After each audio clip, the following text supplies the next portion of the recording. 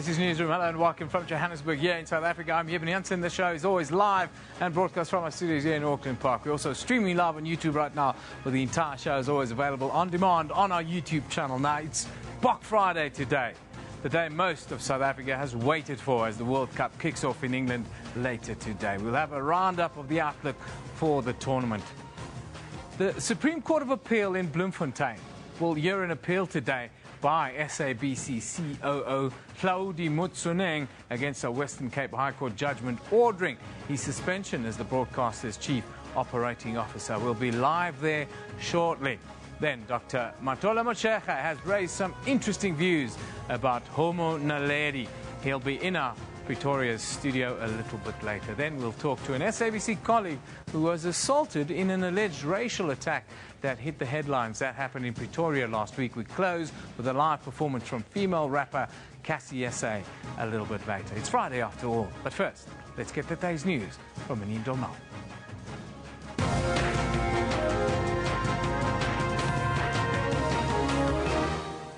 Well, good morning. I am Anine Dolmal. Let's just take a look at the stories making headlines today. Paralympian Oscar Pistorius could know today when he'll be released on parole. This as the Correctional Services Review Board will meet to discuss Pistorius' suspended parole. His release was suspended last month after the Justice and Correctional Services Minister found the decision was made prematurely. The High Court in Pretoria will today deliver judgments in the application for leave to appeal by the former directors of Aurora. Yesterday, the court heard arguments from lawyers representing Kulabuse Zuma, Zondwa Mandela and Thulani Ngumbani on why they believe they should be granted leave to appeal the court's decision made in June.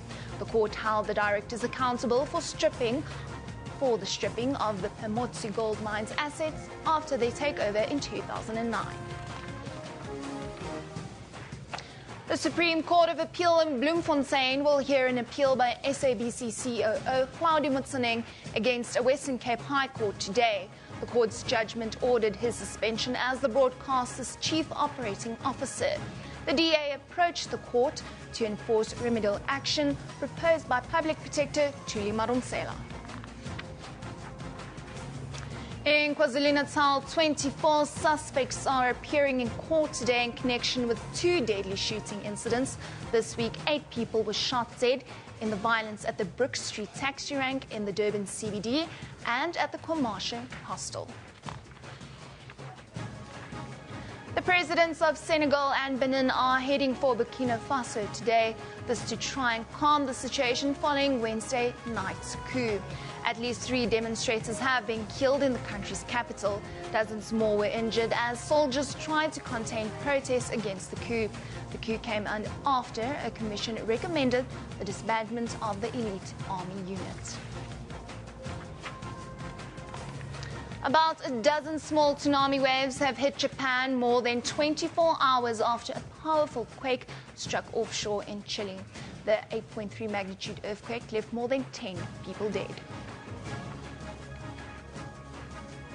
And World Football's governing body, FIFA, has released its Secretary General, Jerome Falk, from his duties until further notice. Some newspapers have published claims that he was implicated in a scheme to sell World Cup tickets at considerably more than face value.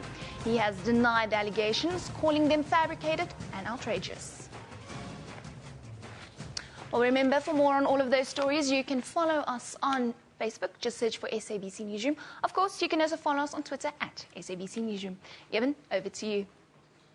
Thank you very much, Anine. Now, the Supreme Court of Appeal in Bloemfontein will shortly hear an appeal by SABC COO Hlaudi Motsoeneng against a Western Cape High Court judgment ordering his suspension as the broadcaster's chief operating officer.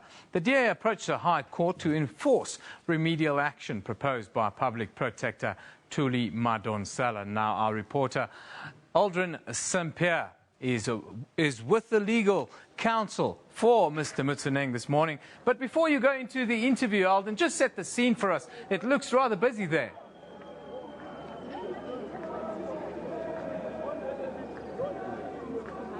Yes, it has been quite a busy day here outside the Supreme Court of Appeal, Eben. Since we arrived around about 6 o'clock, we saw some people who call themselves the Friends of Hlaudi Motsoeneng arriving here outside the courtroom. A stage has also been set up, and we expect the COO of the SABC to address some of these supporters later on after the court case, after the hearing has been concluded. But right now, standing next to me is his legal counsel. We have Zola Majabu, just to get an insight to why this case is so important for Mr. Motsoeneng. Mr. Zola, this is not the first time that you guys are at a courtroom, and it's now at the Supreme Court of Appeal. Why did you feel it's so important to take this matter up to the Supreme Court of Appeal? Firstly, let me start off by making an appeal to the multitudes of people gathered around here to observe maximum discipline so that the court proceedings today are not interrupted. We are dealing with serious matters. Why is it important for Mr. Motsoeneng? This issue is not about Mr. Motsoeneng. It's also not about Advocate Thuli Madonsela. It is about legal and serious constitutional issues that are at play. It is just that Mr. Motsoeneng so far has been the only one who has the guts enough to take this matter up all the way to the SCA. What is central to our contention is whether or not the public protector has the sort of powers that she contends she does. We are saying she doesn't. She is a very useful and a constitutional Chapter 9 institution that has the responsibility to investigate matters that are reported to it and matters that she of its own accord may seek to investigate. And having done so, she has to make recommendations and remedial action. The nub of the contention is what is the binding nature of those remedial action. You would know that arising from her investigation, the SABC matter, she made findings and certain remedial action that we believe are prejudicial to our clients' rights, and it is those rights that we are seeking to challenge. The Western Cape High Court ruled, amongst others, that the SABC must take disciplinary action against Mr. Motsoeneng, and in effect basically went so far as dictating how that should happen. We are saying it is not the place of the court to do so. We believe that it offends against the separation of powers principle. But secondly, and most importantly, is what exactly is the nature of the powers of the public protectors. And it is this point that we are determined to ventilate all the way to the Constitutional Court if needs be. And it is not a Hlaudi issue. It is an issue that is aimed at obtaining legal certainty. And that is why all the legal representatives gathered here, high caliber people I must add, are also not in agreement. Now that indicates that it cannot be the public protector only whose view on this matter is correct. The fact that we have a court that has also pronounced in our favor on that particular point, and we've got other people who are saying that very court might have gotten it wrong, it indicates to you that there's a serious constitutional issue at play. So we are determined to ventilate it. We are in a state of readiness to present our arguments before the SCA, and we'll respect whatever the SCA has to say, obviously reserving our clients' rights to take this matter to the Constitutional Court if needs be. It is not about Hlaudi's arrogance. It is not about whether or not he's fit to hold office. That issue is not even before the SCA today. What is at issue before the SCA are those constitutional points that I have referred to. And it could have been anyone, but this man had the guts to say, no, let's take this thing and test it. If it happens to be that at the end of the long road he is found to have been wrong in his contentions, so be it. He will gladly accept that because he respects the courts, he respects the rule of law. It has also been the public protector's contention that her office is not just an ombudsman.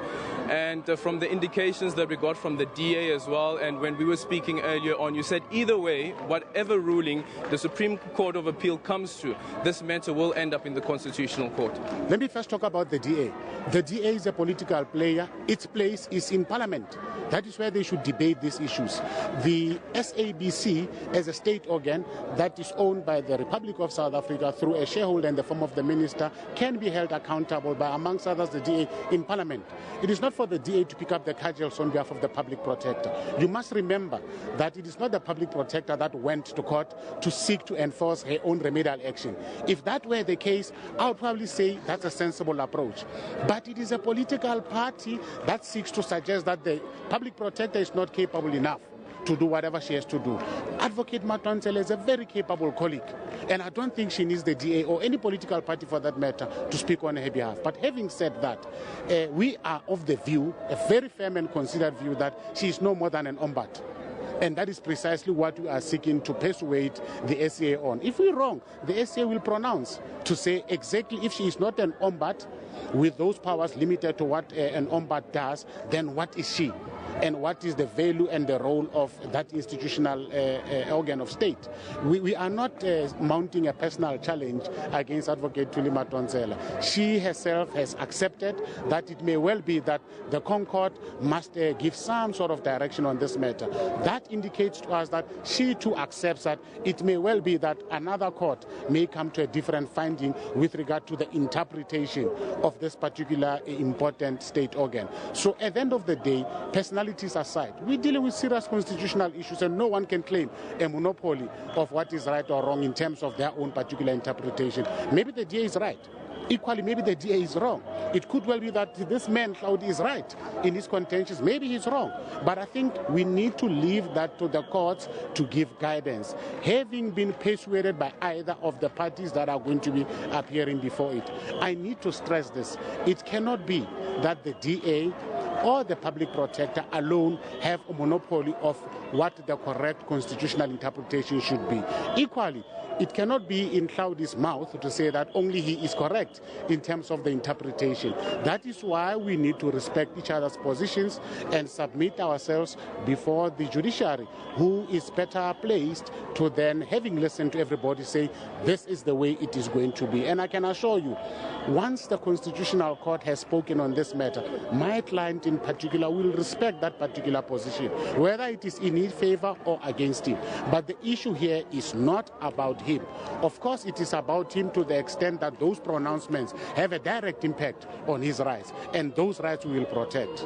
Okay, well, perfect there, Eben, as you heard there from Zola Majavo, indicating that Hlaudi Motsoeneng is the first person to really take on the public protector. You remember that during the IEC, during the elections, there were some contestations around Pensi Tlakula, the former commissioner of the IEC, and that matter went all the way to the electoral court, but she didn't take it further. But this time around, we've got Hlaudi Motsoeneng, who is taking it further and who's contesting the powers of the public protector as well as remedial action. Aldrin, thank you very much for that contribution. Interesting case before the Supreme Court of Appeal in Bloemfontein today. All of our platforms will keep you updated as to what the developments are, and if there's an outcome, you know you'll be able to watch it right here on SABC News. Now, the long wait is finally over. The Rugby World Cup is here. The Springboks' preparation for the global showpiece was less than ideal, with issues of transformation foremost in some people's minds, and then a string of losses seeing the faithful lose some confidence. South Africa open their campaign against Minnows Japan tomorrow. The tournament opens with a glittering ceremony at Twickenham later today, whereafter hosts England face Fiji in the opening match. Now, Simon Burke will be in England for the entire duration of the tournament, and he'll keep us updated on the latest from within the Bok camp and other developments around the tournament. Very good morning to you, Simon. Can you hear me? Evan, yes, I can hear you loud and clear from Brighton Station. That's where I am. Oh, in transit once again, Simon. I wish I had your life. Quickly, just tell me where you're going and what's the expectation then from today? Well, we're off to Eastbourne, to the Springbok training base. That's where they've been holed up. It's about 20 miles down the coast from Brighton on the south coast of England. And I think they're getting a bit of cabin fever. They're in quite a plush surround of southern England. It's very nice. It's a very posh private school and a grand hotel that they're staying at. But they kind of want to get this tournament underway. And they're itching to go. I think the build-up has been unbearable for a lot of these players, for the coach as well. He's a man who's just... I think they just need to get the run going. They need to get out on the field. They need to start running their pace, building up their confidence, getting their processes going, and taking it from there. And I hope that Japan is going to give us some sort of an opposition that we can work with.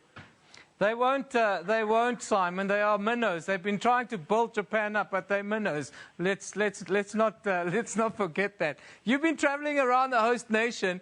What's the vibe like in England? And do you see many foreign supporters at the station and elsewhere? Well, it's a funny thing. Rugby in England, they're synonymous, but if you actually come to England, it's all about football, not so much about rugby. Rugby's more the preserve of the posh elite boys' schools. You'll find it in the leafy suburbs, not in the city centres. And that's what we found, is that a lot of people here in Brighton, for instance, they're not really interested that there's a Rugby World Cup on the go or that it's about to start. A lot of them told us that they don't really know what rugby's about, what all the fuss is about.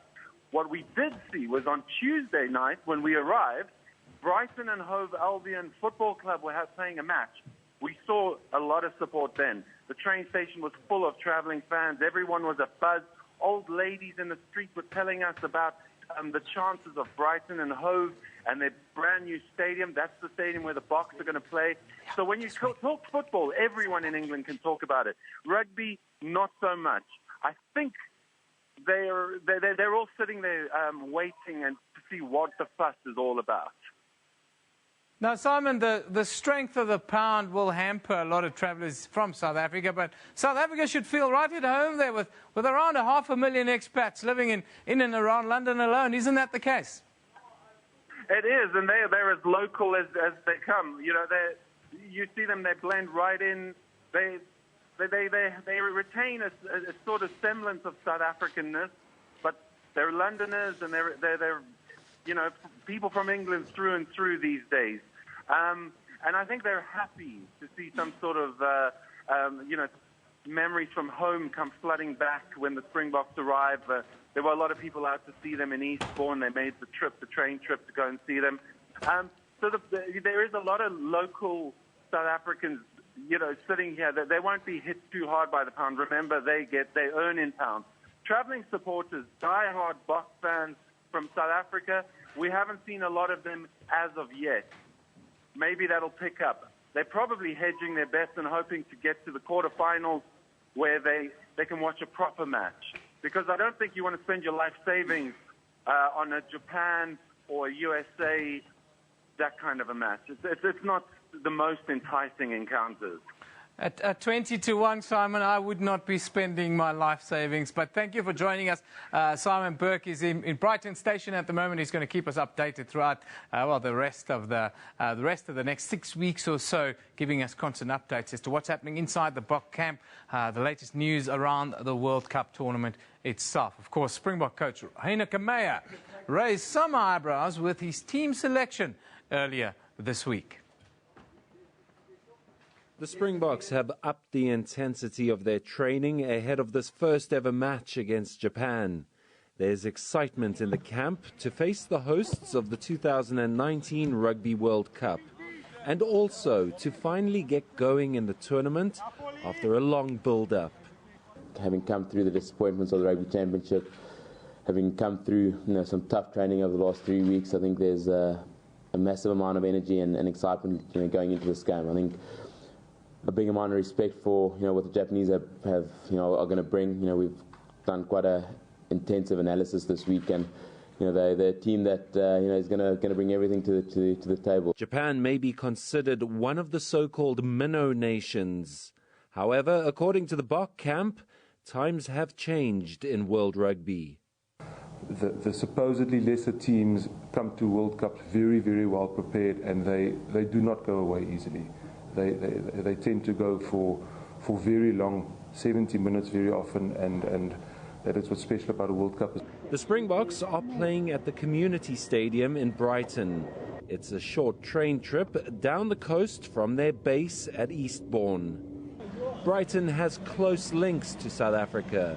It was at the Clock Tower where a young Thabo Mbeki, a student at Sussex University, organized a 24-hour vigil against Ian Smith's Rhodesia in the 60s.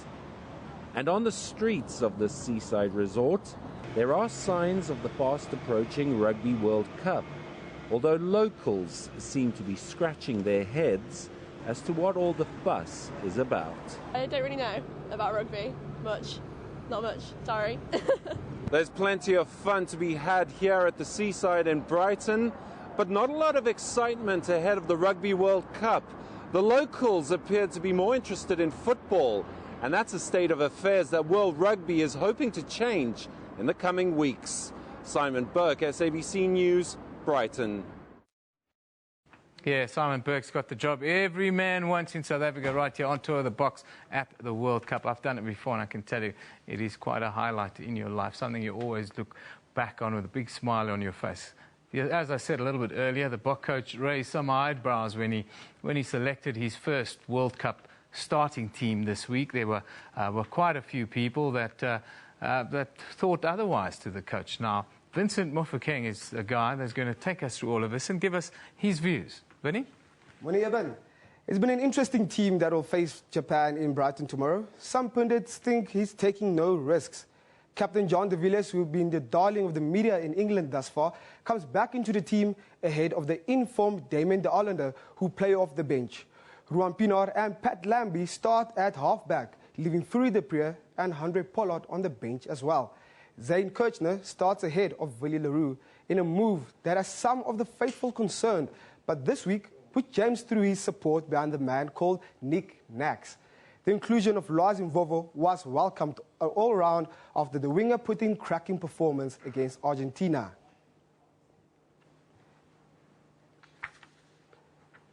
It all starts later today at Twickenham in London, where a glittering opening ceremony awaits the world of rugby union.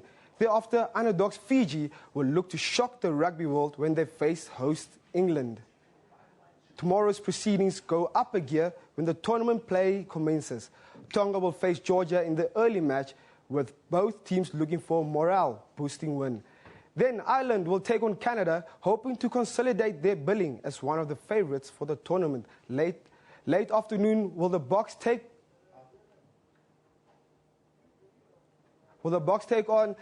will take on Japan later tomorrow afternoon. Evan, what do you guys have to say? Well, you know, Vincent, we've tried to talk up Japan this week.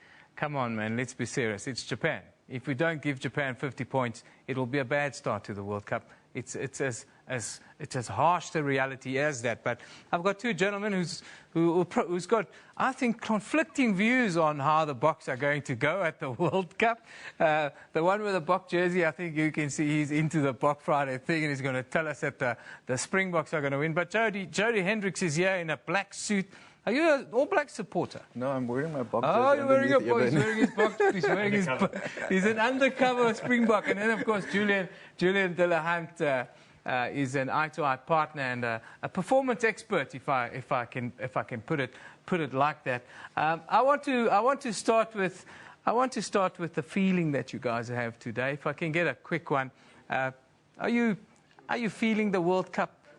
To be honest with you, Eben, not yet. We have this whole campaign called Bok Friday. I think it's building momentum, but I think if it had to be in South Africa, unfortunately, we're in a different continent. We're not in England. But I think once the Boks kick off tomorrow evening, I think we'll totally get into the spirit. Yeah, that game kicks off at around 6 o'clock tomorrow. Yeah. Julian, what's your feeling around the World Cup here in South Africa? Of course, SABC, we've got this Abashwe campaign that I think is really good. Saw some people doing the Bok dance on the World Cup earlier. But your feeling about tomorrow's game, it shouldn't be as close as people say it's going to be. Am I right? Yeah, no, I think people are talking it up here. It's Japan, our second-tier team.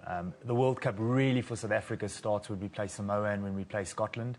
But as we've spoken about plenty of times on the show, it's about moments of excellence. And really, I think Heineke is just going to be running through some of the mills with the Japan game. So, you know, everyone's expecting a massive score. I don't think we should read too much into what happens. It's more about how the team perform and I guess loosening the joints in a bit of cold English weather. Yeah, there are lots of old creaky joints in that team, I can tell you that. But we've had a lot of goings on the last month. You know, only in South Africa can we politicize things in the way that we do and kind of make it difficult for ourselves. Do you think that this team, as experienced as they are, can put all of the transformation issues and all of the, well, let's face it, we've lost quite well as well against even Argentina. We put all of that behind us and put together a string of performances? I think the fact that they had a couple of weeks off and they were in Durban preparing in a camp, that put a lot of, you know, that was an opportunity for the team to kind of gel, get to know each other. And I think you spoke about the squad earlier, all the transformation issues. I think it's a really good squad. I think the 23 players are the first 23 players that Heineke selected. I don't think he selected them necessarily for this game against Japan. Yeah. I think Andre Pollard and guys like that should still come back. JP Peterson, that team will be very difficult to beat at this World Cup. But like you said, I agree with you. It's just a matter of how far we beat Japan tomorrow night. You were at the send-off last week, Julian. Yeah. I saw you took some. I saw on social media the pictures that you took. Of course, being number one box supporter. Tell us about the feeling that you got from the box themselves. Of course, at these kinds of events, you hardly ever get a real sense of it. But and put up some of the pictures that Julian took. Yeah, I think I was there the day before and managed to have a little brief chat to Beast and a couple of the other guys. And on the day of the event, composed is one of the words that come to mind. The guys were composed. I think there's a nervous excitement about it. I think they're done with all the talking. They literally want to get onto the field and start playing a bit of rugby, start doing what they're good at. And they're just excited, Jean and I think again, there's a quiet excitement around some of the players. Having a chat to Farid Apriya, he says he hopes he's going to be ready. He feels good, but the proof will be in the pudding. So he's one of our X factor players. I think the whole country can't wait for those 20 minutes when he runs on against Japan, just to see if he is still exactly as we remember him in 2007 and 2011. That was a long time ago, Absolutely. Julian, and he's on one leg at the moment. Yeah. But my favourite player is Farid Apriya. I think he's the one guy that really can ignite the box and really make them play. I saw a picture there of Willie Leroux now. That's the one guy that's missing out this weekend. What do you make of Zane Kirshner starting ahead of Willie Leroux? Some people are raising eyebrows about that. I don't think we need to read too much into it, especially in these games against Japan. I think where Willie is definitely going to play a big role is the Samoa, which is our next game, which is going to be a lot more physical, and we're going to need a fullback that's going to be able to cut into the line, that will be able to test their defence, because we all know, you remember that iconic World Cup moment in 2003 when Derek Hougaard got tackled by one of the Samoan players. Yeah, the chiropractor. That was Brian Lima, yeah. Cut him in half, I remember so I think Willie will play a much more important role in a game like that. In the bigger games, he says. Now, Julian, of course, here in South Africa, we can be very parochial. My friends on Facebook and social media from Cape Town, they're saying, you see, this coach has taken all the Bulls players to the World Cup. Even if they can't walk anymore, they're at the World Cup. Is Victor Matfield is my age. He's nearly 40. What's his face? Farid Apriya's on one leg. The knickknacks, they call him. Zane Kirshner is starting. Where has he been? It's all the old Bulls guys that won him the 3 Super Rugby titles. He wants to win a World Cup with them, with his old mates. Of course, we do that kind of parochial thing here in South Africa. Well, how do you view that? Well, again, I think a coach takes people that he's tried and trusted. He spent plenty of time with many of these guys. He spent actually a fair amount of time watching Zane Kirshner over the last couple of years. Zane has been electrifying and really has grown as a player in Ireland. He's been one of the stars in the Irish competition and in the Northern Hemisphere. He'll know the conditions there. As I said, he's matured as a player. He's become a bit more consistent than what we were used to as a kick and chase fullback for the Bulls. I think it's an exciting and maybe a bit of an unknown X factor that South African fans need to maybe just consider. What will be success? Excuse me? What will be a success at this World Cup? Seeing that we're renewing coaches' contracts now before tournaments, what will be successful? If we make it through the quarters and the semis, if we get to the final, I think we have a realistic chance of winning the tournament. But from what I've seen and the way that things could work out, we could possibly get Australia or England in the quarterfinal and then New Zealand or France in a semi-final, which is going to be very difficult. But I think if we get through that and we get to a final, we have a very good chance of taking it. Careful, we might get Fiji after tonight. We might get Fiji in the quarterfinal. Yeah, I've put 100 South African rand on Fiji at 20-1. Yeah. I'm hoping to make 2,000 rand there. My wife will be happy for the shoe money, as she calls it. But anyhow, guys, thank you for coming in today. I think it's fantastic. The World Cup starts, and it's nice to get your views. But let's get the views of others. Let's take a quick look around social media. Lots of live comments have been coming in on the show here this morning. At SABC Newsroom, Busang Kapyeya Rona, bring it back. Halala Boka says Mama Bola Watune. SABC Newsroom, Bongani Ngobe says Haba Shwe. And then Rugby World Cup 2015, SAB, bring it home, Springboks. South Africa is behind you 1,000%. These are the live tweets coming in right now. Bring it home, Springboks. That's the general feeling doing the round. Now, South Africans fans, they can be notoriously fickle, especially after the recent string of losses that we've seen the Boks had in preparation. Now, Give Malaka has been on the streets to get some sentiment gift. Stop the dancing there, my friend. Habashwe, what are the people saying? Even I can't stop it, man. The vibe is on, you know. I'm even learning the dance, you know. Look, even yesterday we took it to the streets just to hear the vibe and experience what people are saying. I'm telling you, people are excited today. People are excited. It's Bok Friday. Outside, people are wearing shirts. You must have your own shirt too. I didn't get the free one that they've been handing out, unfortunately. Don't worry, get one at the reception. Thank you. Anyway, Eben, this is what people had to say in Braamfontein. Everyone was happy to talk to us, and I will just take you now shortly to see how people were saying. Look, good luck to the Springboks, and I hope they bring back the World Cup. Well, I'd like to wish them good luck, and I just want to say that they must go out there and represent the country and do best, and wish them luck. For me, I just want to wish them all the best, and they must do the country proud. I'd like to say to the Boka, they must be strong, and they must know that we have their full support. Here come the Boka! I really wish them all the best, and yeah, they always make us proud, so I really think they're bringing it home. I wish the Boks the very best, and I hope they bring the cup back to South Africa to us. Shout out to the Boka, bring back that cup home. We want it here. Nowhere else, no Australia, no New Zealand. We want it here in South Africa. Bye. Good luck, guys. We're rooting for you, and we really, really hope you will win and bring that cup back to us.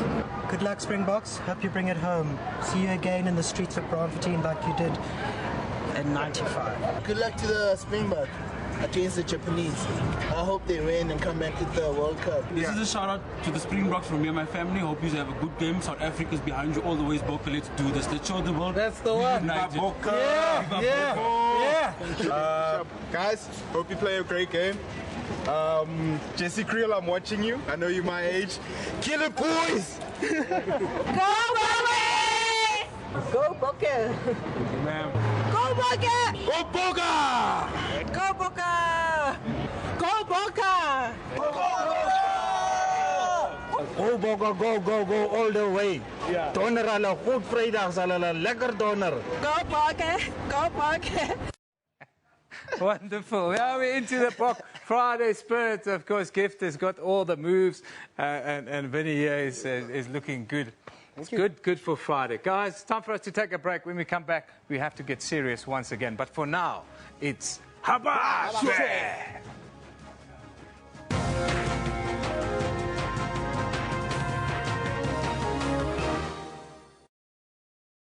SABC brings to you Rugby World Cup 2015. Let's do this.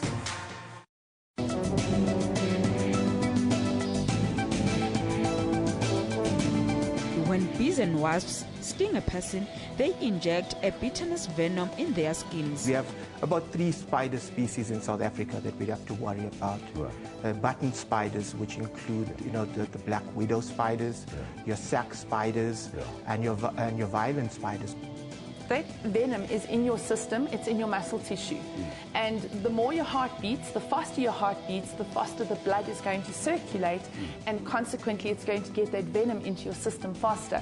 If you see a snake like this, the best thing to do is to just stay away from it and contact somebody that specializes in removing venomous snakes. Join me on Health Talk every Saturday morning between 9 a.m. and 10 a.m. as we unpack current health stories. SABC brings to you Rugby World Cup 2015. Let's do this.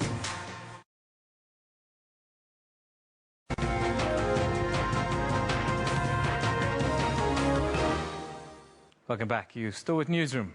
The discovery of the new human species revealed last week at the cradle of humankind, Homo naledi, has generated so much debate amongst South Africa and South Africans. It's also drawn sharp criticism from certain quarters, moreover from the Kara Heritage Institute now. Dr. Matole Mochecha, Executive Director of the Kara Heritage Institute, has dismissed the find of Homo naledi as what he calls pseudoscience, bent on trying to confirm that Africans are descendants of baboons. Homo naledi was said to be the largest human fossil ensemble to be discovered on the African continent. Now, the founder and director of the Kara Heritage Institute, Dr. Mochecha, joins us from our studios in Pretoria this morning. A very good morning to you, Dr. Mochecha. Thank you for joining us. Good morning to you and to the listeners. The recent discovery, you believe is fueling racial ideologies. Just briefly explain your thinking on this matter for us, sir. This is not a recent discovery. It is the continued pursuit of the Darwinist theory, which says that some species, including African people or black people in general, are subhuman. And this is the theory that justifies Nazism, fascism, and apartheid. Now it is coming through the back door by using old baboon and ape skeletons to suggest that humanity emanated from these skeletons. And the so-called findings are tentative, they are speculative, they are not conclusive, and to go out to the world that is spiritual, where the majority of the people are believers, to attack the foundation of their belief with tentative and speculative results is outrageous. And even our constitutional order is based on human dignity, which is rooted in the divinity of the human being. Now, it means that divinity of the human being and its inherent human dignity are being thrown out on the basis of speculative and tentative findings. Dr. Motshekga, the findings last week, it says that all human beings descended from Homo naledi at some point, not only black people. Surely it's a bit of a stretch to make the racial connotation. No, it's a disguise. The truth of the matter is that this matter is historical. Where it comes from, it deals with subhuman species. And this is a continuation of that search of the origins of the subhuman species, because there is Kemetic or Hamitic indigenous African literature which tells a different story of evolution, which talks about the evolution first and foremost of the entire universe and the evolution of humanity as a species superior to the animal kingdom. And this available literature has been left out of account. And also, if the idea was the progression of the monkey to a human being, then it would have been necessary to go to Europe, do the same research, go to Asia, do the same research, and compare with the research in South Africa. Why focus only on Africa? So as a result, the findings are inconclusive, tentative, and speculative, and they have no support elsewhere in the scientific world, in America, in Europe, and Asia. The scientists say they believe that all human beings came from Africa and then moved to other parts in the world. With that sort of context, I want to ask you, with our history, one can understand why it gets politicized and often racialized. How do we overcome this? You mentioned earlier that African literature has to put forward on the record. How do we go about this process? It's not being politicized. You see, for instance, some mischievous reporters were saying, I am disagreeing with the Deputy President, which is nonsense. I can't disagree with the Deputy President. He has not conducted any research. He was pronouncing himself on the evidence given to him.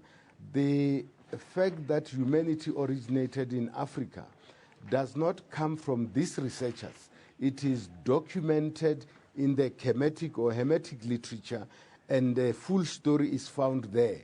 They don't pursue that full story because they want to pursue this Darwinist theory. Do you then you then dismissed evolution and you are creationist? You believe in creation, the creation story. You know, language is tricky. The word creation and evolution actually means the same thing. It just depends on the interpretation. Because evolution can also be defined as emanation. Emanation means the evolution of the visible from the invisible, or the material from the spiritual. And therefore, evolution must be a holistic theory that encompasses also the evolution or emanation of the universe. But to deal with evolution from the standpoint of just a baboon or an ape is incomplete, because we need to first and foremost know where does the ape or baboon come from, what is its nature, what makes it progress from one stage to another, and why have the baboons ceased to progress from the animal kingdom into the human kingdom. In conclusion, Dr. Mochega, it's important then to get African literature, tradition, perspective and discoveries into the record and onto the record. How do we go about doing that? The problem is that, as you can see, the government and the private sector give resources to these paleontologists and not to the researchers who research about Africa. As a result, the imbalance of the past continues, where we are taught about the West and their thinking and not Africa and its thinking. So it is the time now that the resources that go to these researchers must also go to the indigenous researchers. Luckily, government has proclaimed this month Indigenous Heritage Month. Dr. Mochega, thank you for joining us. We've run out of time. It's very interesting views that you have. Hopefully in the future we can continue the discussion with you. That is Dr. Motole Mochega, who is from the Kara Heritage Institute. He's raised some very interesting views around Homo naledi, talking about a racist agenda. Now, the issue of racism has once again been front-page news when one of our very own journalists, an SABC journalist, was allegedly attacked, some say, by an Afrikaans-speaking man last Friday in Kameeldrift, that's north of Pretoria. Tumelo Zulu and his two friends were driving through farming areas in the northeast of Pretoria when the man cut them off in his bakkie. Now, if you don't know what a bakkie is, it's a little truck. The man approached them, hurling racial slurs at them, saying they are not welcome in a white area. In a fit of rage, the man also damaged Mr. Zulu's car. Since then, a complaint with the Human Rights Commission has been logged, and Mr. Zulu has promised the Commission that the matter will be dealt with as a matter of urgency. Now, there you see the damage to the car, windows smashed and the like.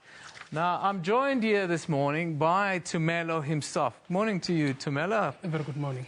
I feel sorry that we're doing an interview under these circumstances, but just take us back to what happened last week. It's a very interesting story, because apparently you were a little bit lost. I was actually driving from Brits. I was driving with a couple of friends from church. We were 3 in the car. And one of the friends said, you know what, let's drive over to another friend's place around the same area. And as we got there, we tried to call the guy for directions. And he didn't pick up his phone, so we drove a little bit slower than we should have, probably. And a white Hyundai bakkie, a little truck, drove towards us, sort of to make us stop. And as soon as we stopped, a very giant white guy came out of his car and asked, what are we doing there? This area is not for black people. I'm sure he used more colorful language than that. He definitely did. He used the K word, the F word, you know. And he started smashing my right-hand window on the driver's side. And we thought, now it's heated up. We need to drive. Then he went to the windscreen. He smashed the windscreen, continuously swearing and calling us names, and went to the rear windscreen as well and smashed that as well. Now, during the incident, during this kind of assault, what's going through your mind? Because you're coming back from church. Exactly. I'm thinking, where am I? what happened? I mean, I'm a Pretoria guy. I come from there. That's it's like a bad movie playing off in front of your eyes. And yeah, so I was quite emotional about it, and I thought, I remembered the xenophobic attacks. It felt like this was not my hometown. It felt like I'm not in my home country. And yeah, the guy was actually very, very brutal. Now, what have the police told you now? How are they going to proceed with this matter? What kind of case has been opened against this gentleman? To my surprise, I've never had anything from the police. I've since opened a case of malicious damage to property, and I've never had anything from them. I've actually been trying to call the cops timelessly, Saturday, Sunday, Monday, till today. I only spoke to the investigating officer yesterday who said I should have included in my statement that I wanted compensation to fix my car. So I guess the guy is not going to fix my car. I'm owing 11,000 rands to fix the car. So the guy is probably not going to pay that because I did not include that in my statement. But surely your car is insured, so the insurance would probably claim from the man. Definitely. I would think. Yeah, that would be. But now, this kind of thing, of course, in South Africa, everything gets racialized, and it's racial incidents and racial slurs have been doing the rounds. Has it changed your view about your hometown and about the country in general? It actually has.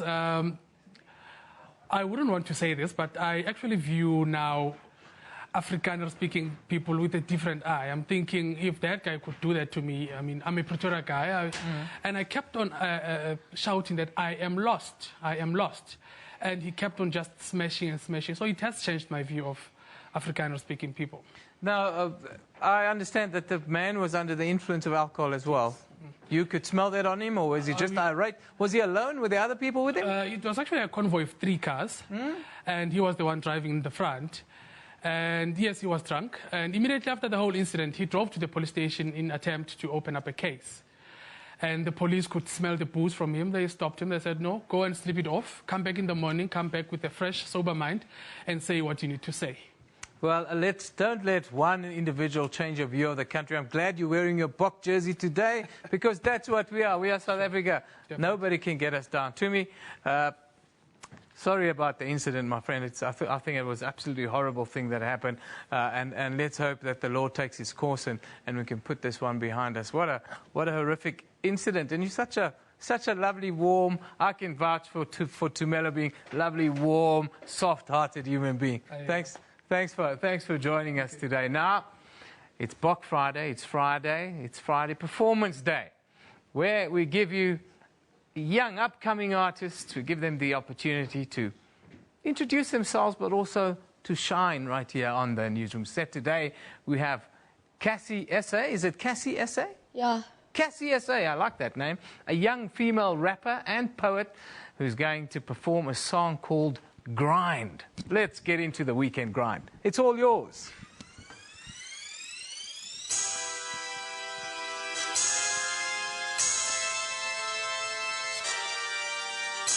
Cassie SA, nigga. You not got this shit, nigga. What you on about? What? What you on about? Shit.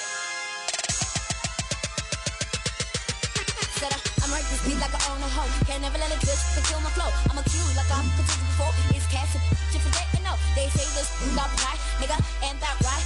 See you twice, no I won't bite. Always do what I want, taking half your cut. Nigga, you mad at me, what for? Wait a minute, they gave me the cook and clean. Nigga, that ain't my thing, now you looking at me on me. Damn, where you been? Check this out, everyone's bestie. Niggas finish to go take to come in, but and mistakes. Hustle get high, grades, drink to the swamp, on the fucking do you pay? I see more, Nemo, mama has to get turned right. Never need to fight for a cream just to stay. Need to die, sing to win. Stop on pump, city of kings. Now my homegirl praying up for twins. She's done focused, that's why she in love with the broke asshole. Shit like they know what they talking about. I am from the hood, nigga. Look at me twice, nigga. Hit me up, hit me down. Yeah, I got a big bust, now I choke. Sniff, snap, bad. Shit.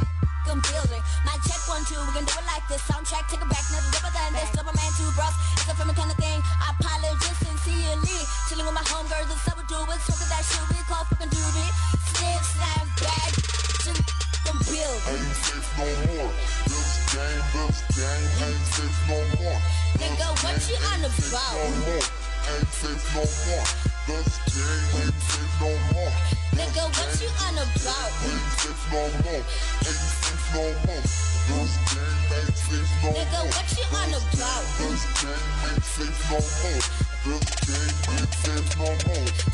What you on no more. about? I hate seeing good girls get over there, yeah, I love you, and they bend over like it ain't nothing. Ain't never reached 21 yet, and already got 2 babies. Oh, better yet, miscarriages. Never use the word abortion. I said our dignity goes on the train. Child who fucked up like it's a game. You